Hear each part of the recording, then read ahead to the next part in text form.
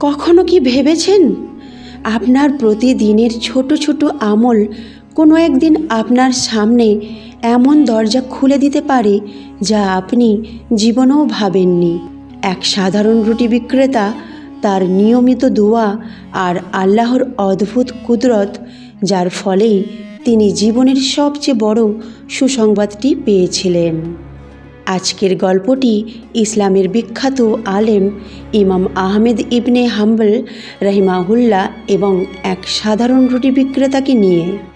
একজন মহান ইমাম আর অজানা একজন সাধারণ মানুষ, কিন্তু আল্লাহর দৃষ্টিতে মূল্যবান কার আমল? চলুন পা রাখি সেই মুগ্ধকর কাহিনীর ভেতরে। একদিন ইমাম আহমেদ রাহিমাহুল্লাহ এক শহর থেকে আরেক শহরে সফর করছিলেন।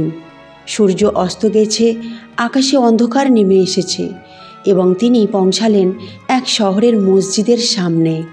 রাত গভীর, থাকার জায়গা নেই। ইমাম আহমেদ রাহিমাহুল্লাহ মসজিদে একটু বিশ্রাম নিতে চাইলেন, কিন্তু মসজিদের পাহারাদার তাকে ঢুকতে দিলেন না। ইমাম আহমেদ রাহিমাহুল্লাহ বিনয়ী কণ্ঠে বললেন, আমি শুধু একটু বিশ্রাম নিতে চাই ভাই। কিন্তু পাহারাদার একটুও ছাড় দিল না। দূর থেকে এক রুটি বিক্রেতার নজর পড়ল। তখন রুটি বিক্রেতা এগিয়ে এসে বলল, হুজুর চলুন, আমার দোকান বাড়িতে, গরিবের ঘর কিন্তু আপনার জন্যই তৈরি। ইমাম আহমেদ আত্মতুষ্টিতে বললেন, আল্লাহ তোমাকে উত্তম প্রতিদান দিন। এভাবে তিনি রুটি বিক্রেতার দোকানের দিকে গেলেন। রুটি বিক্রেতা রাতে দোকান খুলেই রুটি বানাতে শুরু করল।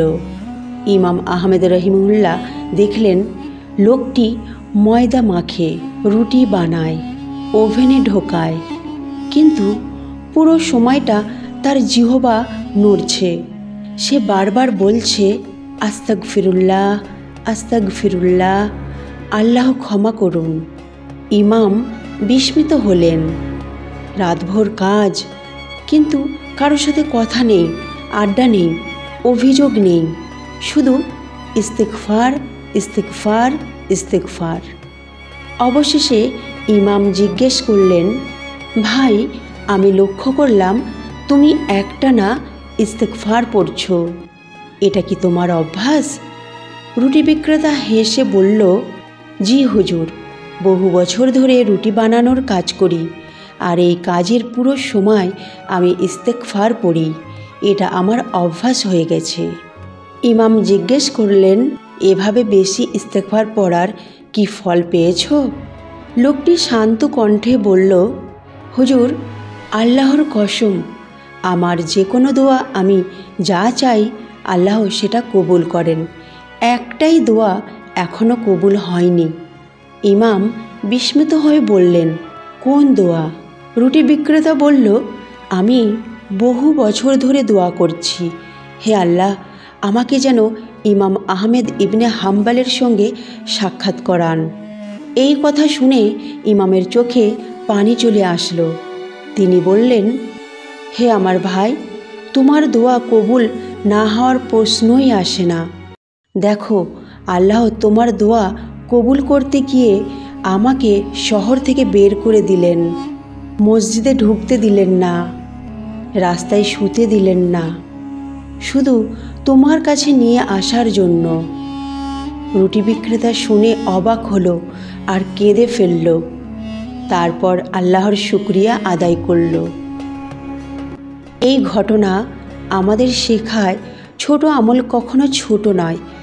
নিয়মিত ইস্তেগফার মানুষের জীবন পাল্টে দিতে পারে।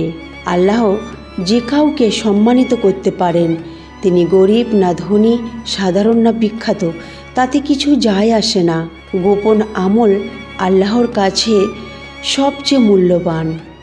এক সাধারণ রুটি বিক্রেতা, কিন্তু তার আমল আল্লাহর কাছে বিশেষ ছিল। তার দোয়া এতটাই শক্তিশালী ছিল যে দুনিয়ার বিখ্যাত এক ইমামকে তার দরজায় এনে দিলেন আল্লাহ। প্রিয় দর্শক, আপনি যে আমল ছোট মনে করেন, এটা হয়তো আল্লাহর কাছে পাহাড়ের মতো বড়।